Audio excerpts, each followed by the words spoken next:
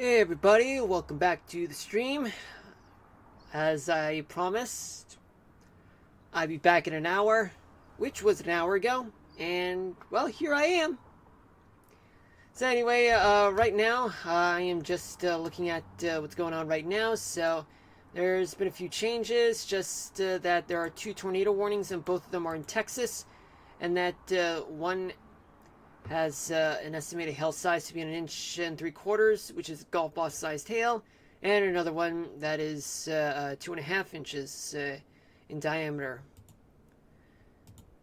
So picking up where we left off, so we managed to do.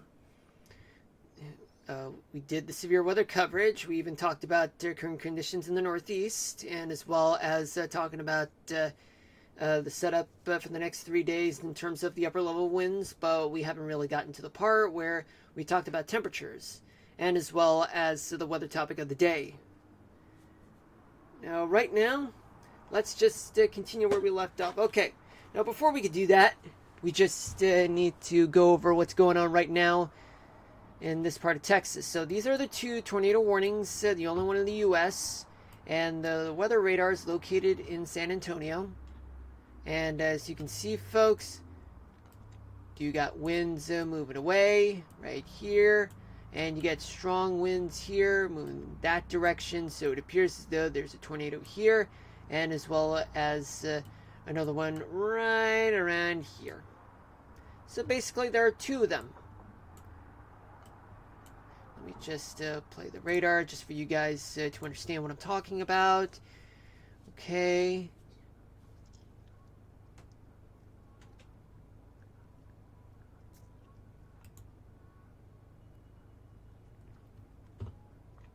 Now let's turn on the reflectivity radar, and that's quite hard to tell.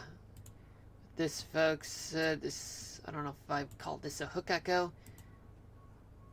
And let me check what's going on with the correlation coefficient. And it appears that there is some debris right around just north of Fredericksburg, Texas. I want a better look using the Austin radar. Okay, similar. That's what I said. And I think the hook echo, it could be here as well as here. Now, what about using the velocity radar? Okay, so let's see what we got. Okay, so that's the radar there. And got stronger winds here and here, which means there's a tornado. Could be here and here and here. So there's a tornado here. Alright. Could be onto something. I mean, like, detecting tornadoes inside a thunderstorm cloud is quite difficult to depict, unlike being in front of the cumulonimbus cloud. So what do we do now? Okay, so managed to get as far as what we need to at this point. Okay, plenty of flash flood warnings, severe thunderstorm warnings, and well, that's all we got for now, but we'll pick up where we left off right now by starting with the models. Not this one, bringing this one, and switching to this for tomorrow morning, and talk about some morning lows. And they're quite warm throughout the southeast and the Gulf of Mexico. It's quite mild throughout the rest of Texas, Ohio Valley, Northeast, Mid-Atlantic, and plenty of warmth throughout the desert Southwest and Central Valley, California, and parts of the Great Basin, and just a little bit of mild temperatures in the Great Plains, but quite cold in the Rockies as usual. So what's next, folks? Well, I can tell you this, is that as we move towards tomorrow night, plenty of hot temperatures throughout parts of the southeast, Texas, southwest, and Central Valley. Chilly temperatures in the Appalachians, in the Mid-Atlantic, though, but plenty of warmth throughout the rest of the country. And by Wednesday morning, there will be plenty of warm lows throughout the Gulf, throughout the southeast, coastal parts of the southeast. Chilly temperatures in the interior mid-Atlantic. Plenty of warmth in New England and parts of the New York City area. Mild temperatures throughout the Great Plains, but some chilly temperatures could be here and there. Plenty of warmth in the southwest and much of the west coast. And chilly temperatures, cold temperatures in the Rockies. And then we move on to Wednesday night, where there's going to be plenty of warmth throughout the southeast, and as well as the U.S.-Mexico border, and as well as the Central Valley, California. There we go. And there's going to be plenty of warmth throughout New England. Chilly temperatures throughout the interior mid-Atlantic parts of the New York City area. And mild, warm temperatures in the central part of the U.S., plenty of hot temperatures throughout the Great Basin and the northwestern part of the country. Then we move on to Thursday morning, where there's going to be plenty of warmth throughout the Gulf and the southeast. Chilly temperatures in the interior mid-Atlantic, parts of the interior northeast, New England, still warm. Mild temperatures throughout the Mississippi Valley, southwest, leeward side of the Cascades, and parts of the Great Basin, plus parts of the Central Valley. Then we advance towards Thursday night, where there's going to be plenty of hot temperatures in parts of the southeast, southern Texas, western Texas, desert southwest, and as well as Central Valley, California, and as well as parts of the Great Basin.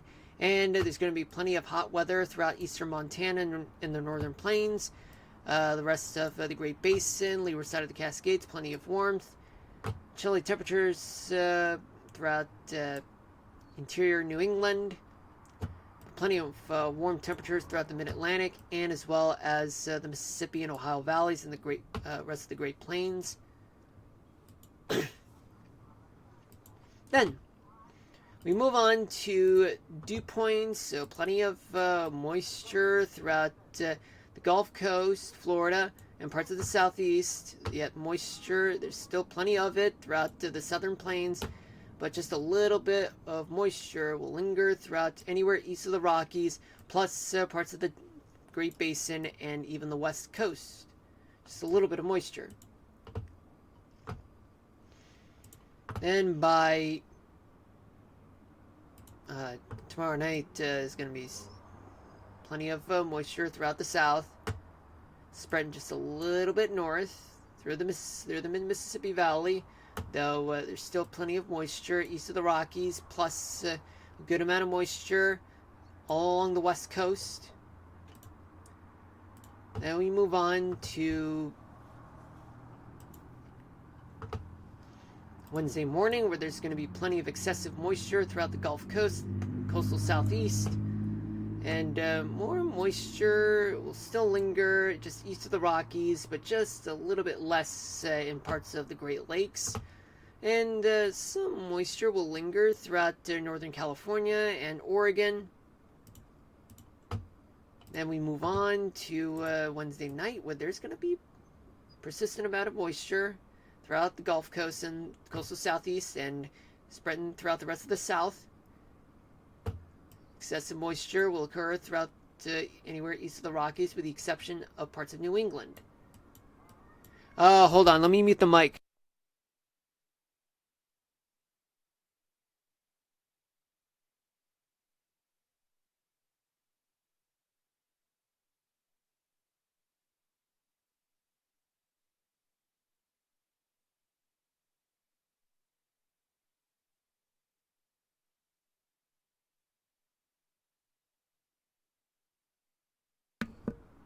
Alright, I'm back.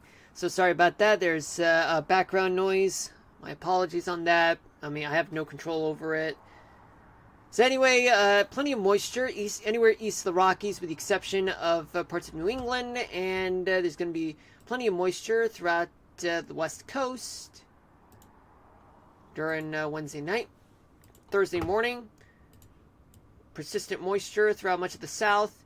But there's still a good amount of moisture anywhere east of the Rockies, though. And there's still plenty of moisture to go around, but excessive moisture starts to build up on the leeward side of the Cascades.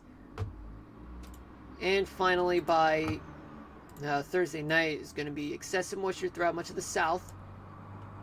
And dry air will start slowly making its way, but only there's going to be plenty of leftover moisture in the Great Plains, but a good amount of moisture will start to increase throughout the Northeast, Ohio Valley, Great Lakes, Mississippi Valley, and still plenty of moisture that's going to linger throughout coastal Oregon and Northern California, and even parts of Southern California.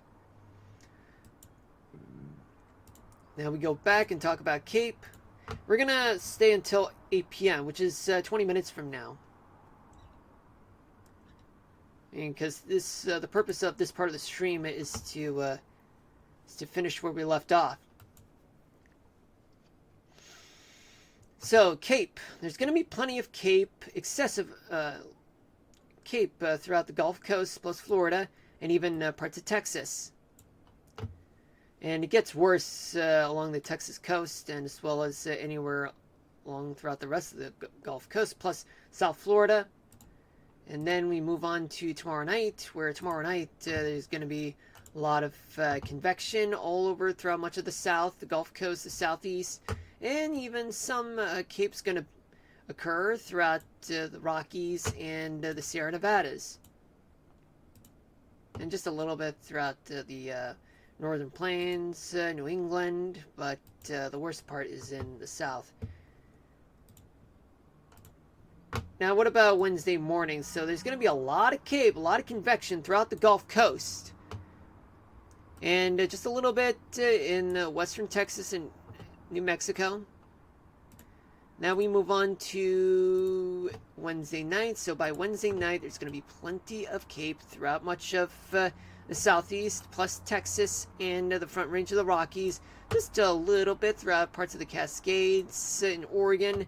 And some a little Cape throughout the Great Basin, and just a tiny bit in the Northern Plains, Upper Mississippi Valley, well, Great Plains and Upper Mississippi Valley. Thursday morning, there's going to be a lot of Cape, only limited to the coastal part of the Gulf Coast, Florida, and Georgia. And some Cape will occur throughout western Texas. Finally, by Thursday night, there's going to be a lot of Cape in eastern Texas and coastal part of the southeast, a little bit in Florida, and as well as the rest of the Gulf Coast. And there's some Cape that's going to occur throughout the Rockies and eastern New Mexico. Now let's take a look at precipitation. So what we got for precipitation is that we're going to have plenty of storms throughout the Mid-Atlantic, scattered showers and storms throughout the Gulf Coast, more storms throughout the lower Mississippi Valley, Texas, Oklahoma, and storms will occur throughout the Great Plains, and just stray showers along the California coast. By tomorrow night, there is going to be more storms building up in the Mid-Atlantic, Florida, the interior South, scattered showers and storms throughout the Gulf Coast, and plenty of showers and storms throughout the upper Mississippi Valley, Northern Plains, and also some showers throughout the Great Plains and Great Basin, the Rocky Mountains, and parts of the Great Basin.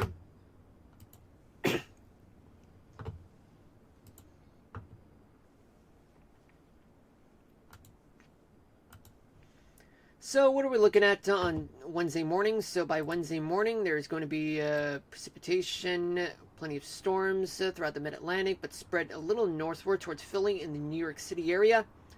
And some showers and a few storms throughout the upper Mississippi Valley, Ohio Valley. Scattered showers throughout the Gulf Coast. Texas with some more storms, plus the Front Ridge of the Rockies, Western Plains, I should say, will occur.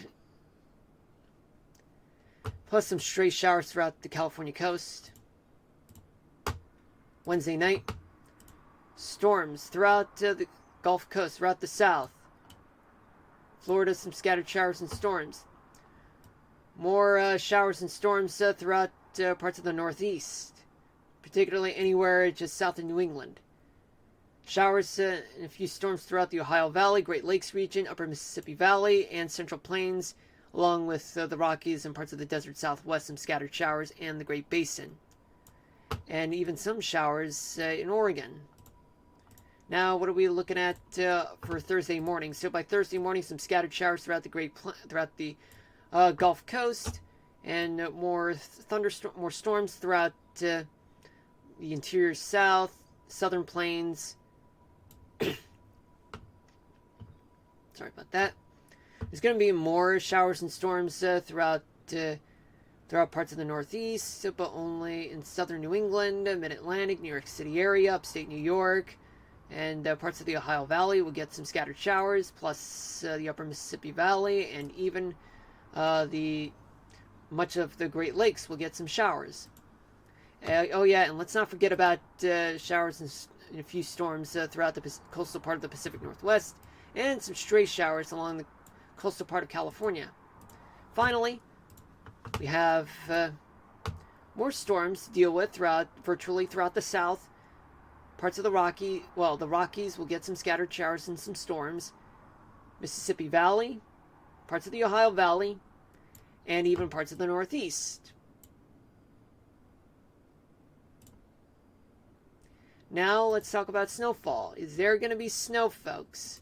I haven't really mentioned anything about snow during the forecast, but if there is one throughout the Rockies, I would say that there would be no more than a foot of snow.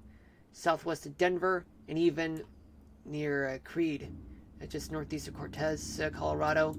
But elsewhere, you're not going to find much. Alright, folks, although it's not yet 8 o'clock, which I would end the stream right there, but I do got to give you guys the weather topic of the day. Now, this one is going to be very tricky for me to do the weather topic of the day, given that it would require a lot of explanation. But, however, since this is more along the lines of what it's like to come up with a reel for Instagram, TikTok, Threads, even Facebook. Well, that part, I gotta make it short and try to be as informative as possible and educational as possible, with such very, very limited details. Now, there's only one tornado warning left in Texas. Let's go back. Now, where is that tornado warning? Well, it used to be right around here. But now you're not seeing much. Oh yeah, but now we have a tornado warning just outside of Amarillo, just to the east. Now, let's try to use the single site radar. And what we have here is that, well, it's hard to depict. But I would say just a little bit of drag right there, and plenty of winds moving towards the radar, as you can see, and it could be a tornado just northeast of Groom, Texas. Now, what about reflectivity? Well, you're not getting much, folks. I don't see much hook echo. Maybe just a vaguely bend looking. Yeah, you see what I mean? Yeah, this is a tiny bend, but it's coming as in like the pieces are about to be solved. I don't know if that's something I would say, folks, but so far this is what I got. Is there any other National Weather Service office nearby? Well, folks, I can say this is that okay, so that's the radar. Oh, hold on, let me mute the mic.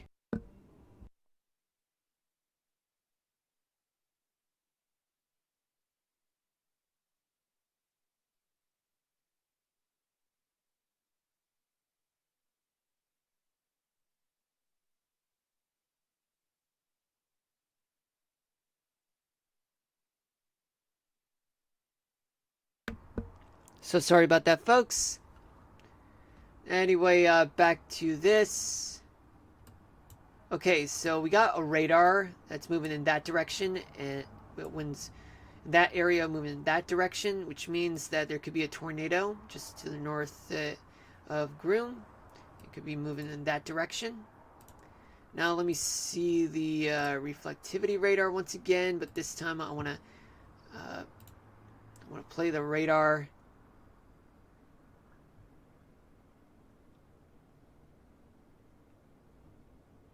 Okay, yeah, so there's going to be a tornado just to the north of Groom.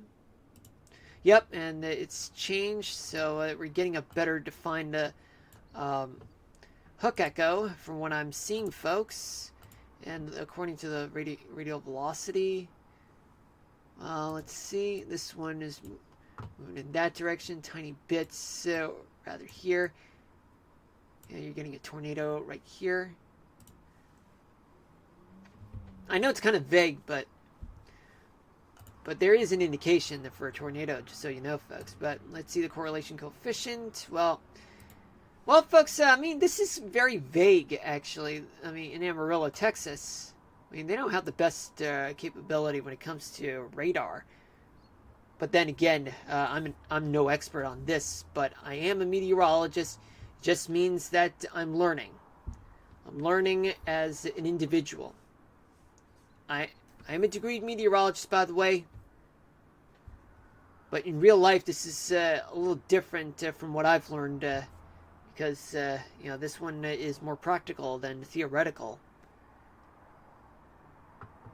So, in other words, what I'm trying to say is all I know is that the blue ones represent foreign objects, which means that there could be debris or probably birds, insects, or dirt that's been picked up by the radar.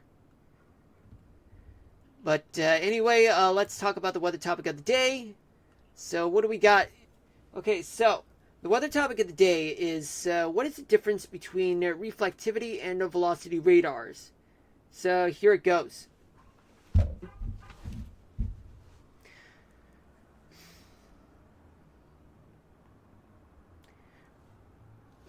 Reflectivity radar. Sorry about that. Thought I heard something. The difference between a reflectivity and a velocity radar is that reflectivity radars measure the amount of energy reflected back to the radar after it bounces off precipitation targets, and they reveal the strength of the return energy indicates the intensity of precipitation. Stronger returns generally indicate heavier precipitation. And radial velocity radars are actually the type of radars which happen to be Doppler radars, in which they measure the speed and direction of precipitation movement.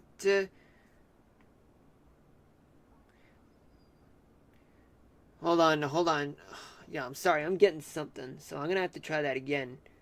Yeah, thought I heard something.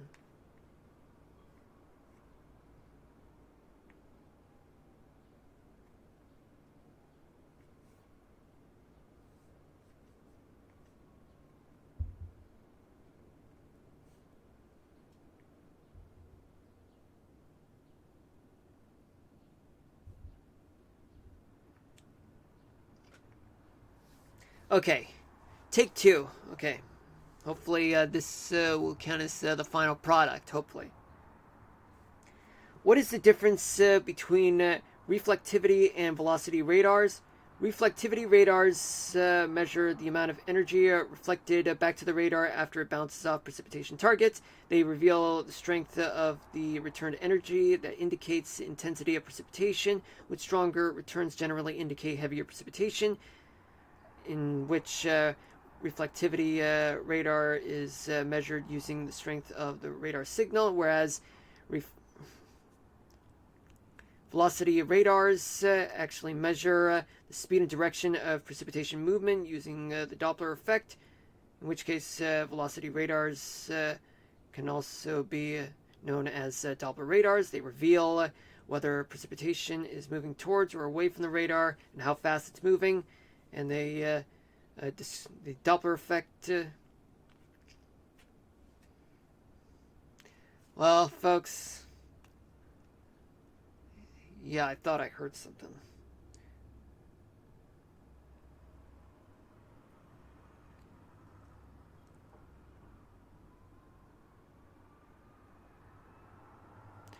Yeah, this keeps on happening. Okay, this one for sure. The difference between reflectivity and velocity radars is that reflectivity radars measure the strength of the return signal after radar energy bounces off precipitation targets, indicating the intensity of the precipitation, whereas velocity radars, also known as Doppler radars, measure the speed and direction of precipitation movement by analyzing the Doppler shift of the returned energy. Well, folks, that's that. I'm so sorry for all the stammering and all, and also the interruptions, but that's all I can get at this moment, folks. But it wouldn't hurt to try again since we have enough time on our hands, but you know what? I'll just try again one more time. The difference between reflectivity radar and velocity radars. Oh, sorry, I thought I saw something. The difference between a reflectivity radar and a velocity radar is that a reflectivity radar measures the strength of the return signal after radar energy bounces off precipitation targets, indicating the intensity of the precipitation. Whereas velocity radars, also known as Doppler radars, measure the speed and direction of precipitation movement by analyzing the Doppler shift of the returned energy. Well, that's a lot better. Okay, so this time, that's it. Alright, but how many tornado warnings are there? Just one. Okay, it's ping pong's ball-sized hail. Alright, and the radar is there, so that means that we do have a tornado that's existent here, but I can't really say with too much confidence, because, I mean, it is there, folks. It is there. But the question is, will they issue another tornado warning just ahead of the storm? But let me just go here.